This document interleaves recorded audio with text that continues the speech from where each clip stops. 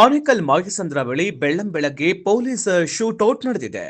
ಆರೋಪಿ rowdy sheeter Bestamanahalli Lokesh ಬಂಧನಕ್ಕೆ ಹೋದಾಗ ಈ ಫೈರಿಂಗ್ ನಡೆಸಿದ್ದು, ಆರೋಪಿ ಕಾಲಿಗೆ ಪೊಲೀಸರು ಗುಂಡು ಹಾರಿಸಿದ್ದಾರೆ. ಬೆಂಗಳೂರು ಹೊರವಲಯದ ಆನೇಕಲ್ ತಾಲೂಕಿನ ಮಾಯಸಂದ್ರ ಬಳಿ ಇಂದು ಅಂದರೆ ಡಿಸೆಂಬರ್ 16 ಬೆಳ್ಳಂಬೆಳಗ್ಗೆ ಪೊಲೀಸರು ಶೂಟೌಟ್ ನಡೆಸಿದ್ದು, rowdy sheeter Bestamanahalli Lokesh alias ಲೋಕಿಯನ್ನ ಬಂಧಿಸಿದ್ದಾರೆ. ಆರೋಪಿ ಲೋಕಿ ಪೊಲೀಸರಿಂದ ತಪ್ಪಿಸಿಕೊಳ್ಳಲು ಪ್ರಯತ್ನಿಸುತ್ತಾ ಪೊಲೀಸರ ಮೇಲೆ ದಾಳಿ ನಡೆಸಿದಾಗ ಪೊಲೀಸರು ಆರೋಪಿ ಕಾಲಿಗೆ ಗುಂಡು ಹಾರಿಸಿದ್ದಾರೆ. ಗಾಯಗೊಂಡು ಬಿದ್ದ ಆತನನ್ನ ಪೊಲೀಸರು ಬಂಧಿಸಿದ್ದಾರೆ. ಕೂಡಲೇ ಆರೋಪಿಯನ್ನು ಆಸ್ಪತ್ರೆಗೆ ದಾಖಲಿಸಿ ಚಿಕಿತ್ಸೆ ಒದಗಿಸಲಾಗ್ತಾ ಇದೆ ಅಂತ ಪೊಲೀಸ್ ಮೂಲಗಳು ಮಾಹಿತಿ ನೀಡಿವೆ. ಆನೇಕಲ್ ಮಾಯಸಂದ್ರ ಬಳಿ ಪೊಲೀಸ್ ಶೂಟೌಟ್, ಏನಿದು ಪ್ರಕರಣ?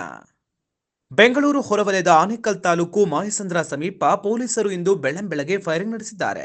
ಕಳೆದ ಕೆಲವು ದಿನಗಳ ಹಿಂದೆ ರೌಡಿ ಶೀಟರ್ ಮನೋಜ್ ಮೇಲೆ ಲೋಕಿ ಮತ್ತು ಗ್ಯಾಂಗ್ ದಾಳಿ ಮಾಡಿತ್ತು. ಇದಾದ ಬಳಿಕ ಲೋಕಿ ಗ್ಯಾಂಗ್ ಸದಸ್ಯರೆಲ್ಲರೂ ತಲೆಮರೆಸಿಕೊಂಡಿದ್ರು.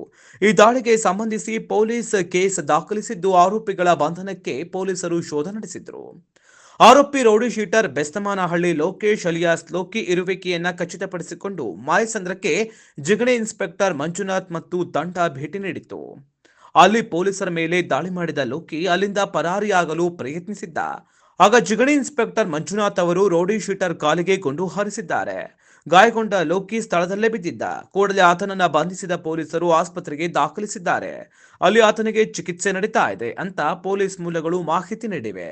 ವರದಿ Anand Kumar, K99 Kannada news channel, Anekal.